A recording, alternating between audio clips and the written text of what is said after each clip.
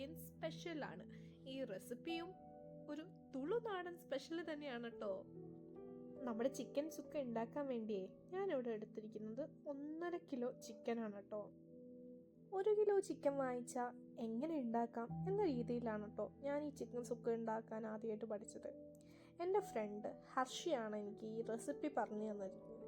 എന്ന് വെച്ചാൽ നിങ്ങൾ തെറ്റിദ്ധരിക്കണ്ട, ഹർഷി അത്ര വലിയ ചിക്കൻ സുക്ക സ്പെഷ്യലിസ്റ്റ് ഒന്നും അല്ല.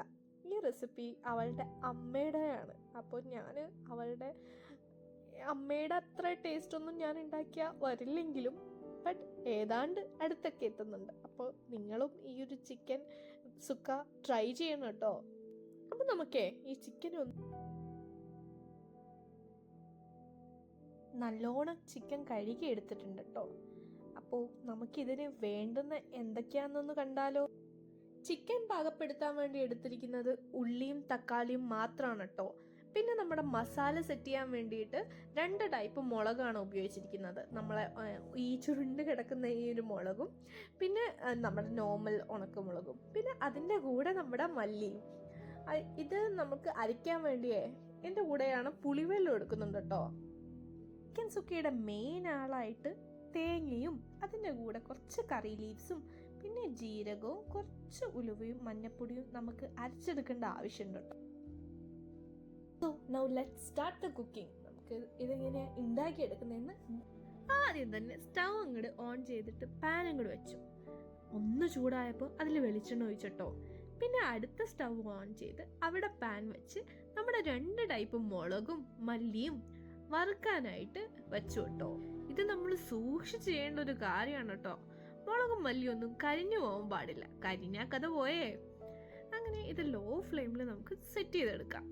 ആ ഒരു ടൈമിൽ നമ്മുടെ വെളിച്ചെണ്ണ അങ്ങോട്ട് ചൂടായിട്ടുണ്ട്. അപ്പം നമുക്ക് അതിലേക്ക് ഉള്ളി ചേർത്ത് കൊടുക്കാം. ഉള്ളിനെ ഒന്ന് വാട്ടിയെടുക്കണം.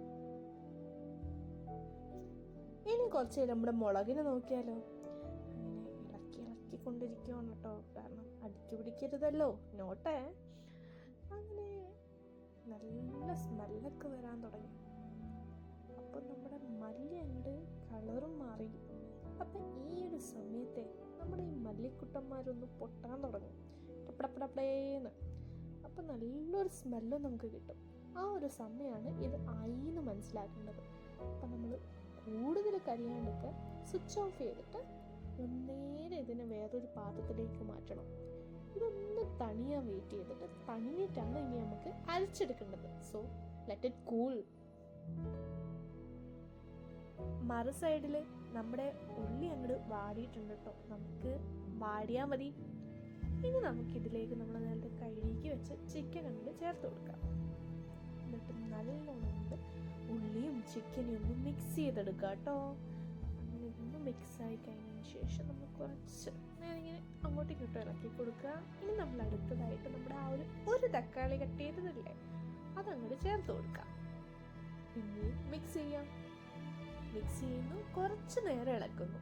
എന്നിട്ട് നമുക്ക് ആവശ്യത്തിനുള്ള ഉപ്പും കൂടെ ചേർത്ത് വെച്ചിട്ട് മിക്സ് ചെയ്യുന്നു.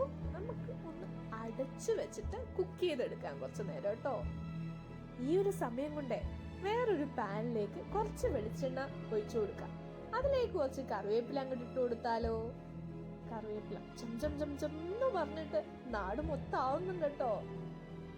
ഇനി ഇതിലേക്ക് നമുക്ക് തേങ്ങ ചേർത്ത് കൊടുക്കാം കേട്ടോ. ഞാനിവിടെ എടുത്തിരിക്കുന്നത് ഒരു ഫുൾ തേങ്ങയാണ്. ഇനി ഈ തേങ്ങയെ കറിവേപ്പിലയും ഒക്കെ നമുക്കൊന്ന് മിക്സ് ചെയ്യാം. മിക്സിങ്. അങ്ങനെ നമ്മൾ നേരത്തെയുള്ള ഉള്ളിയില്ലേ, ഒരു ഉള്ളി അതും കൂടി ചേർത്ത് പിന്നെ നമ്മുടെ ജീരകവും ഉലുവയും കൂടി ചേർക്കാം. ഇത് രണ്ടും ചെറിയ സ്പൂൺ വെച്ചിട്ട് മതി കേട്ടോ. ഇനി ഇതൊക്കെ നമുക്കൊന്ന് മിക്സ് ചെയ്ത് കൊടുക്കാം. ഇതൊക്കെ നമ്മൾ ലോ ഫ്ലെയിമിൽ വേണം കേട്ടോ ചെയ്യാൻ.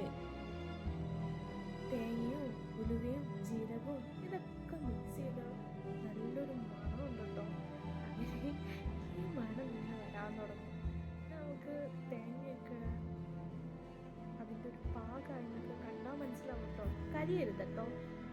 ആ ഒരു സമയത്ത് നമുക്ക് മഞ്ഞൾപ്പൊടി ചേർത്ത് കൊടുക്കാം. പിന്നെ നമുക്ക് എല്ലാം മഞ്ഞൾപ്പൊടി ഒന്ന് മിക്സ് ചെയ്ത് കൊടുത്ത് കുറച്ച് നേരം ഒന്നും കൂടെ അങ്ങോട്ടും ഇങ്ങോട്ടും ഇളക്കി കൊടുക്കുക. പിന്നെ സ്റ്റൗ ഓഫ് ചെയ്തിട്ട് ഇത് നമ്മൾ ചൂട് തണിയാൻ വെക്കണം.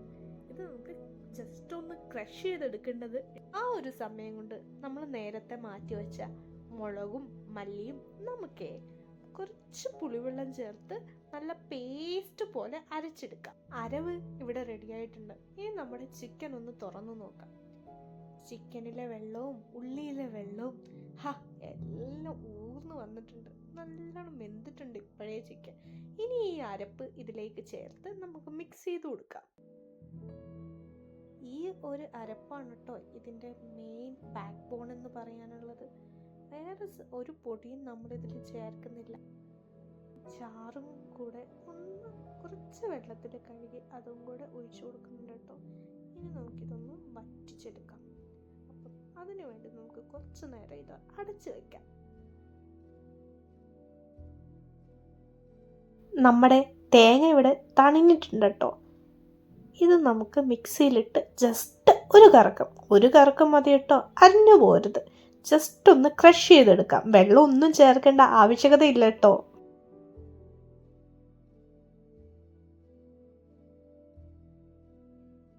ദേ തുറന്നു നോക്കുമ്പോൾ തന്നെ നല്ലൊരു മണം കിട്ടുന്നുണ്ട് കേട്ടോ.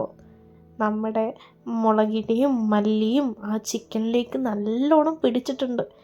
ഇനി നമുക്ക് നമ്മുടെ തേങ്ങ അരപ്പ് ഇതിലേക്ക് ചേർത്ത് കൊടുക്കാം. ഇനി ഇത് നമുക്ക് കൂട്ടി യോജിപ്പിച്ച് കൊടുക്കാം. അതിനുശേഷം ഒരു 5 മിനിറ്റ് ലോ ഫ്ലെയിമിൽ കുക്ക് ചെയ്തെടുക്കണം കേട്ടോ. അവസാനമായിട്ട് കുറച്ച് പച്ചവെളിച്ചെണ്ണയും കൂടെ ആഡ് ചെയ്ത് കൊടുത്താൽ നമ്മുടെ ചിക്കൻ സുക്ക ഇവിടെ റെഡി ആയിട്ടുണ്ട് കേട്ടോ. വേഗം ഉണ്ടാക്കാൻ പറ്റുന്ന ഒരു ഈസി റെസിപ്പിയാണ്.